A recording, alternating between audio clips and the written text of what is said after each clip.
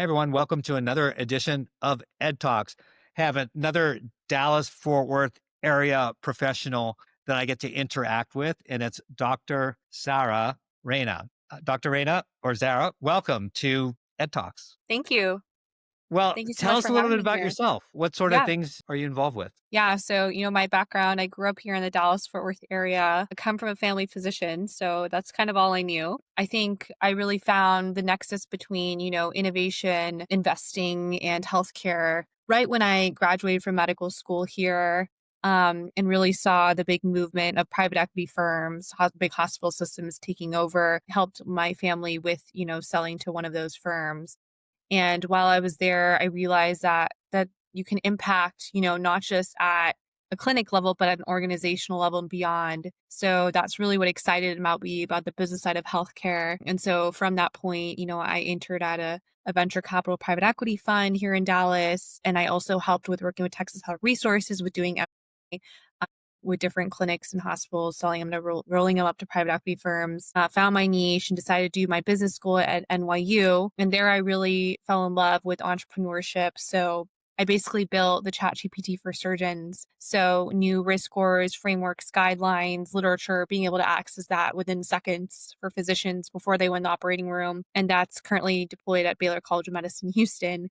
And during that time, I was also a venture partner of a fund based out of Boston, and it was focused on health tech. Loved it, never looked back. I think it's really exciting to be able to bring new technologies to the forefront of healthcare because I think technology tends to be the last resort, especially when it comes to healthcare. But I think there's so much impact that could come out of it. So, I really enjoyed that. And I moved back to Dallas and Austin around um, a year and a half ago. I worked for an incubator out of Austin Capital Factory, really bringing in the best and brightest deals to the incubator accelerator program. And now I do AI consulting work for the state, as well as I'm a venture partner of a venture fund, Legendary Ventures, based out of New York City. And it's a pretty unique growth equity middle market fund. So we have partners who focus on early, mid, and late stages. I focus on the early stages, so I lead that process and deal flow. I see everything from a consumer retail company to a healthcare company to a biotech company to a space company. And fundamentally, the principles and values that we look for in founders are all the same. So it's a great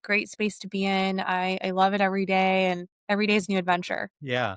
Wow. Yeah, that's quite a background and super interesting. And that's why I wanted to have you as part of Ed Talks. What advice might you give someone who's on the provider side? Let's say you're talking to the board of a health system or the C-suite of a health system, and wow, all the stuff happening with AI and all these great, startup companies, and maybe there's some anxiety about jumping into a small company versus, a big legacy company. What sort of advice would you give someone who doesn't know exactly what to do, but wants to think about all the options? Yeah, I think clinicians are amazing practitioners and really know how to focus on the patient. But I think it's important to remember, people who come in on the business operations side that they know what they're doing and they know how to analyze and see if companies could be a good fit in the organizations. So I think a lot of times, particularly with scientific, founders and people in the industry, they like, the nitty gritty details behind a certain science or new innovation they're making, but the ability to scale and grow it, close deals, make sure there are really strong contracts and accounts,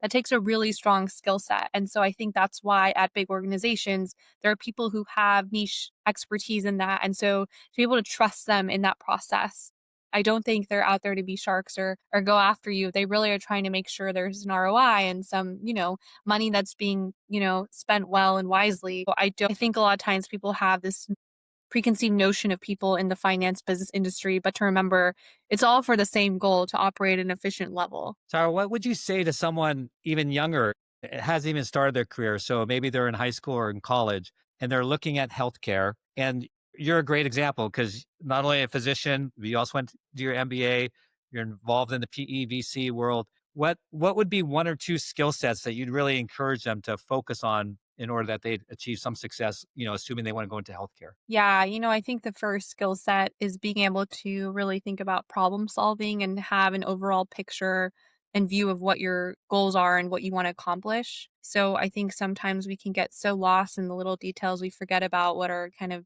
overall vision of whatever our endeavors are. So that's really important. I think number two that a lot of people don't talk about is actually the psychology of dealing with people. Hmm. I think a lot of, clinic interactions, business deals, relationships are all based on psychology. So it's really important to know how people think and how they operate to be able to work with them because I think that's just a skill that'll help in every single sector of life. Yeah, that's a great way to end our time together on Ed Talks. Thank you so much for being a guest. Super insightful things that you get to do. Very exciting career and great advice for everyone who's listening. So thank you Yeah. so much.